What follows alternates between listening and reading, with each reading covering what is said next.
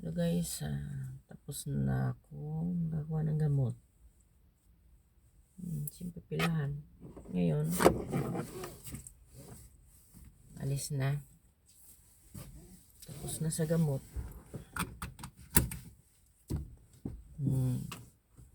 Another month. Next month na naman ng March 17. Punta ulit ng hospital. Another check-up. Every month siya. Every month talaga. Para ba para gumaling ng lubusan.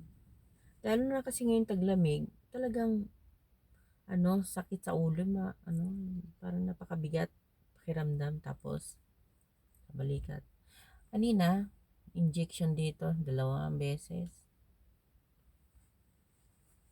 Kasi syempre sa trabaho, pagod ka rin, 'di ba? Kailangan talaga maintenance. Para okay na. Hindi magka-problema. So, ikat ko muna kasi syempre nagda-drive tayo niyan. Baka mamaya mahuli tayo